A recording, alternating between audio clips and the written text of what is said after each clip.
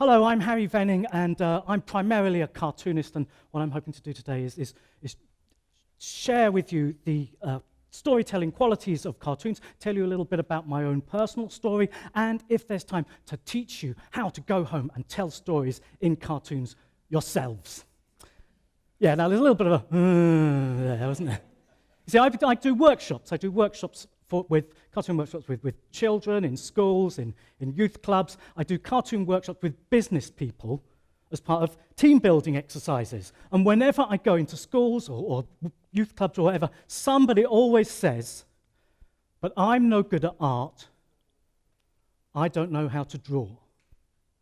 And I say to them, everybody can make great art and everybody can draw, which is rubbish. Frankly. Most people can't draw to save their life, especially children. You've seen the stuff they produce, it's embarrassing. But I'm not going to say this, I'm doing cartoon workshops. I'm not going to talk myself out of a job, am I? So I say, everybody can do art. But the great thing about a cartoon is that I do believe that almost everybody can do a cartoon, because a cartoon isn't about the art. A cartoon is about the joke. And a joke, to me, is just a story, a succinct story, with an ending that's so surprising that it makes you laugh. And I think, look, this is the talk, Release You in a Cartoonist. There we are, there's a little rudimentary symbolism here. Can you see it? There's a cartoonist being released. This is the name of my talk. And I've put an example here. My first example of what I'm talking about, it's called The Adventure of Michael the Tiger, Who Wasn't Drawn Properly.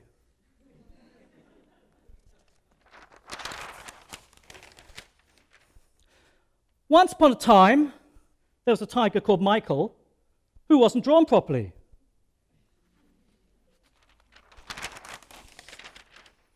He hardly looked like a tiger at all. In fact, he was so badly drawn that nobody was quite sure what he was supposed to be. Which was a shame, really.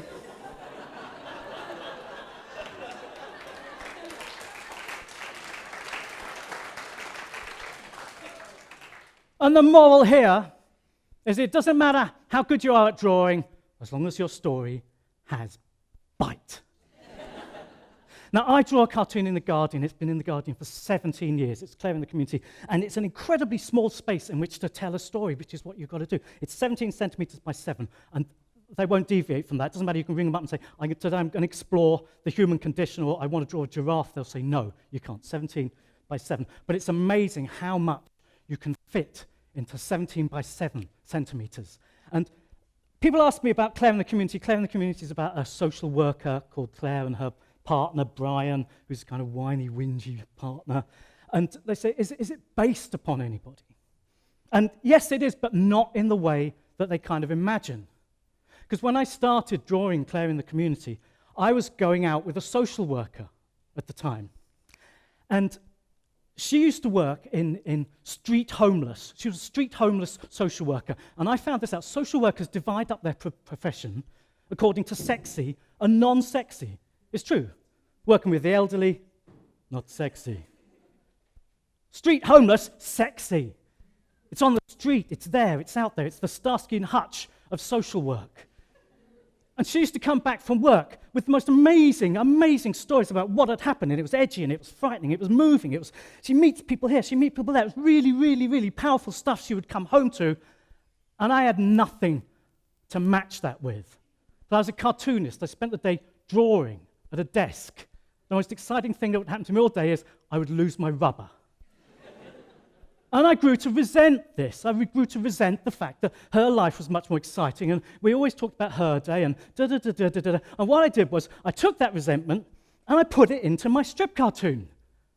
So I put all the resentment into the strip cartoon, and as the relationship progressed, I grew more and more resentful, and I got more and more material. Lots and lots of material, and I'll give you an example. There we are, this is Clare and Brian. Brian says, admit it, Clare, you don't want to have sex with me because you think I'm seriously overweight. And she says, actually, Brian, I don't want to have sex with you because I think you're comically overweight. And, well, it's probably not a surprise to you, but the relationship eventually broke down, and I think that the cartoons probably had something to do with that. But, you know, it's a form of therapy for me. I mean, in retrospect, I think it would have been healthier to take it to couples counselling. Not as lucrative, but healthier. But it just goes to show you can tell stories, you can tell jokes, you can do autobiography, you can do therapy with cartoons. It's a wonderful thing, cartoons, the power of the pen. And I know what you're saying, well, where do we start? I shall show you where you start. You start, ladies and gentlemen, with the eyes. You start with the eyes. It's very, very easy. Watch this. It's the power of the pen, the magical transformation of the pen.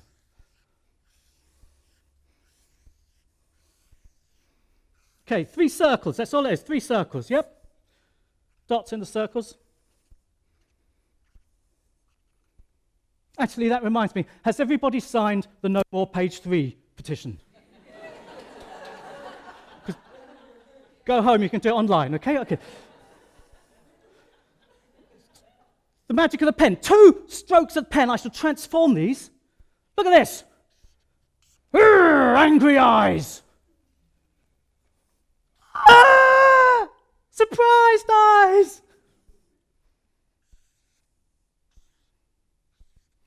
Roger Moore in A View to a Kill eyes. And starting with the eyes, I'm going to tell you a little story, okay? We'll start with the eyes and I'll tell you a little story. Here we go. Shove that over, right? 2 eyes, here we are. 2 eyes, 2 dots, 2 dashes. Transforms it. Transforms it into sad eyes. And who did the sad eyes belong to, ladies and gentlemen? I'll show you. The sad eyes belong to a sad puppy. Look at the sad puppy, ladies and gentlemen. Look at his little tail. Why is he a sad puppy? I'll tell you why he's a sad puppy. Because his cruel, cruel owner has thrown him out of the house into the rain, into the pouring, pouring rain there, and he's sitting in a puddle. At least I assume that's a puddle. So there's the poor sad puppy. He's got a little tear there.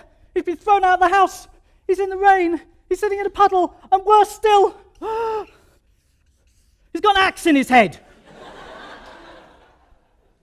Ladies and gentlemen, the story of the sad puppy. I tell you, the power of the pen. Shakespeare takes 2 3/4 hours in King Lear to reach that level of emotional intensity. You can pick up a pen, ladies and gentlemen, you can get there just like that. The story of the sad puppy. And let's move on, shall we? I know. You want to tell your story, you've got to use words because you want to use speech bubbles. You want to use talking. And so I'll use this as an example. This is 2 Inuits. Here's an interesting thing. Inuits are Eskimos, but not all Eskimos are Inuits.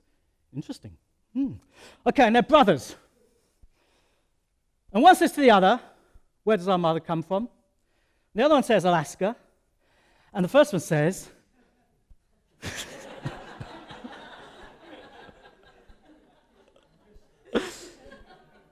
don't bother, I'll ask her myself. Thank you very much. Okay, but look, the point is, if you want to show someone speaking, this is the first law of speech bubbles, okay?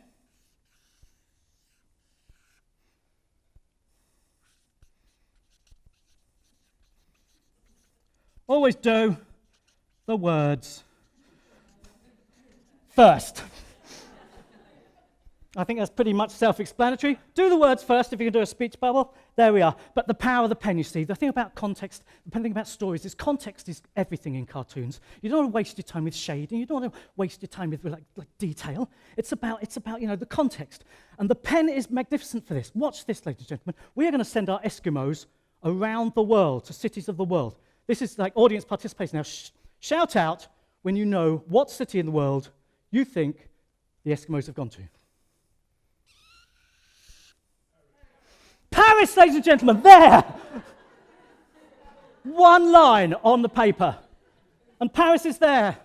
The Tuileries, the Louvre, the dog mess in one line, ladies and gentlemen. Paris, let's finish off. There we are. Yeah, Eiffel Tower, they've gone to Paris. Okay, let's do another one.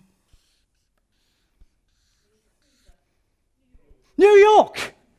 brilliant. They've gone to New York, and let's just prove this by let's draw King Kong at the top of the Empire State Building. There we are. There we are. Whilst I'm drawing King Kong, I'll just tell you a little interesting fact is that cartoon didn't originally mean a funny picture.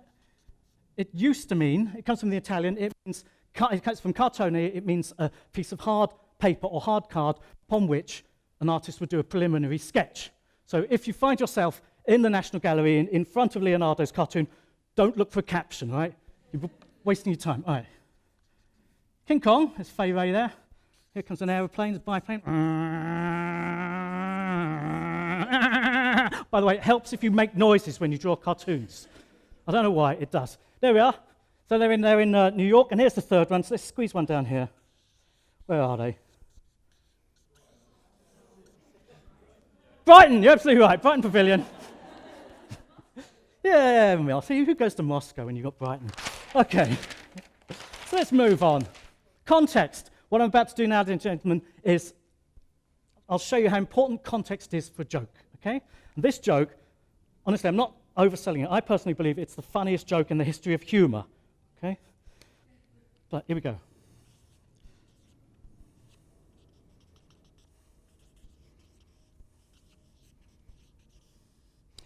Look at here.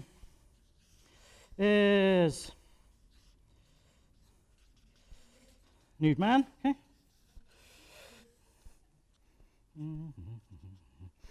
Next to him.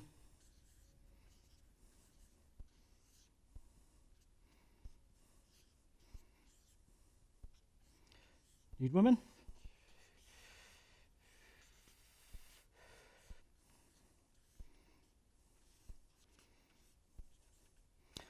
Now, some of you might find this hard to believe, but I've never been to a life drawing class. Some of you might find it hard to believe I've ever seen a naked woman. But let's just go with this. Naked man, naked woman, what are they doing? We need some context. The joke can't start. Are they perhaps newlyweds? No. Are they perhaps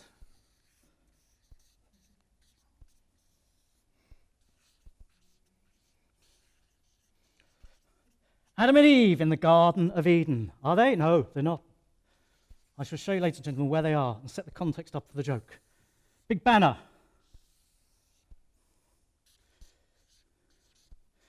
Nudist, socialist, convention. We are now ready for the joke. The man says to the woman, "Have you read Marx?" The woman says to the man, "Yes, I think it's the wicker chairs."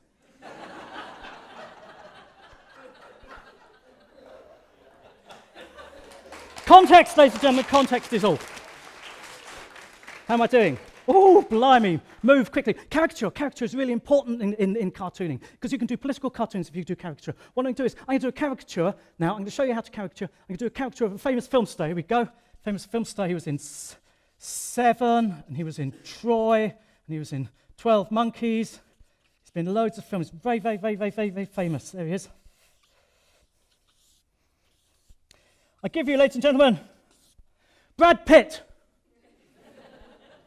Now, you may look at that and say, that doesn't look like Brad Pitt. Does now. That's the art of caricature. And you can move that into the political cartoon. So looking down, and I'm going to quickly do a very, very, very quick political cartoon to show you how you can do a political cartoon. There we are. It's going to be very, very rough. There we are. Arrgh. Dragon. Arrgh. Arrgh. Noises. You got that? Yep. Noises. It's not any old dragon, though. This is the dragon of recession. There we are. It's got it on it. Dragon of recession. And it's fighting against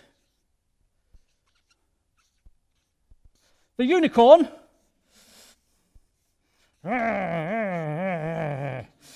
Oh no, they don't do that, they're unicorn. That is the unicorn of quantitative easing. Yeah, easing. And down here, you can see it. There she is. We have the hedgehog of fiscal probity. And the hedgehog of fiscal probity is saying, leave it down, it's not worth it. Now that's a political cartoon. The great thing about political cartoons is you don't have to find them funny. You see, what you do is you look at them and you go, droll. Come on, let's give it a go on the count of 3. 1, 2, 3. Droll. And if you really want to win over the broadsheet readership, this is what you've got to do. Works every time. They love this stuff.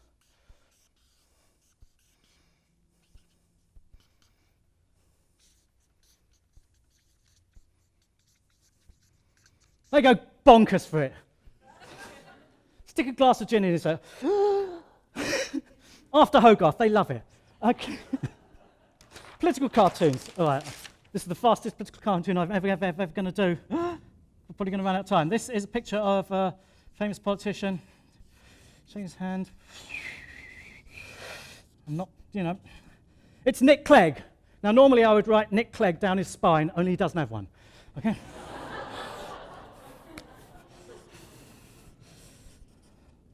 And there we are. And he's shaking hands with a woman. At Westminster. And do you know who this is? Go and have a guess.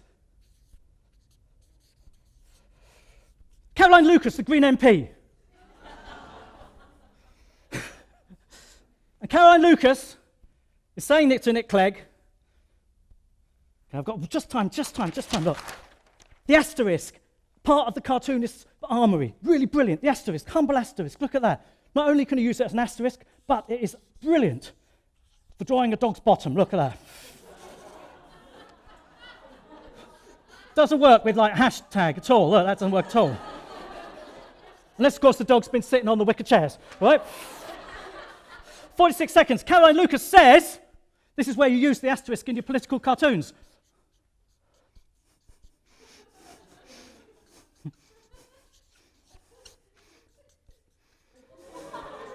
No, it's okay, they can't touch you for it.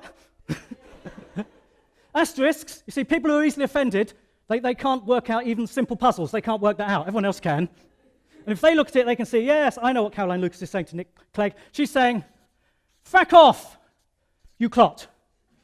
Only there's a C in frack, but I'm using what's called artistic license. And if you take these techniques home, learn to be a cartoonist, get your artistic license, and release your inner cartoonist. Thank you very much indeed.